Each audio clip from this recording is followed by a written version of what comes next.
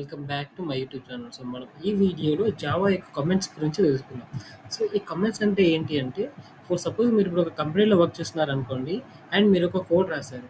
మీరు రాసిన కోడ్ పైనే ఇంకా వేరే టీమ్ మెంబర్స్ కూడా వర్క్ చేయాల్సి ఉంటుంది. సో, అలా వర్క్ చేయాలి అంటే మీ కోడ్ అనేది వాళ్ళకి అర్థం కావాలి. సో, ఆ అర్థం కావాలి అంటే మీరు కొన్ని హెల్పింగ్ నోట్స్ కనుక రాసినట్టయితే వాళ్ళ కోడ్ అనేది ఇంకా ఈజీగా అర్థమవుతుంది. ఇలా రాసే ఈ హెల్పింగ్ నోట్స్‌ని మనం కమెంట్స్ అని అంటాము. ఫర్ ఎగ్జాంపుల్ నేను ఇక్కడ హలో వరల్డ్ ప్రోగ్రామ్ ఉంది కదా! సో, దీంట్లో నేను ఇక్కడ ఒక కమెంట్ అనేది రాస్తా. సో, డబుల్ స్లాష్ అని ఇచ్చి మనం ఇక్కడ డబుల్ ఫార్వర్డ్ స్లాష్ అండ్ మీరు ఇక్కడ కమెంట్ రాసి so this is hello world output అని ఇస్తున్నా. సో, ఇప్పుడు మీరిక్కడ ఒక హెల్పింగ్ నోట్ అనేది ఇచ్చారు. సో, ఈ హెల్పింగ్ నోట్ వల్ల మీ కోడ్ చదివి ఇంకొక టీమ్ మెంబర్‌కి అనేది ఆ కోడ్ అనేది కొంచెం ఈజీగా అర్థమవుతుంది.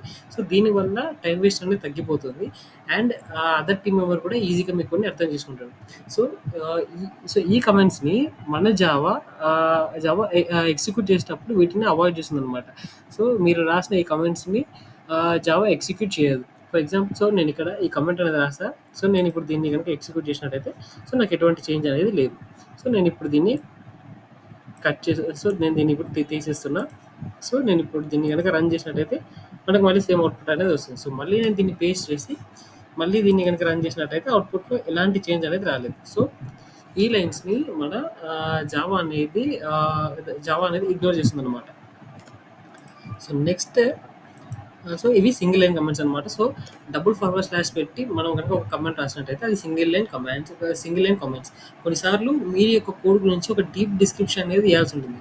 సో, అదంతా సింగిల్ లైన్‌లో పాసిబుల్ కాదు. సో, దానికోసం మనం ఒక మల్టీ లైన్ కమెంట్ అనేది రాయాల్సి ఉంటుంది. సో, అలా మల్టీ లైన్ రాయడం కోసం మనం ఈ ఫార్వర్డ్ స్లాష్ స్టార్ అనేది యూజ్ చేసుకోవచ్చు.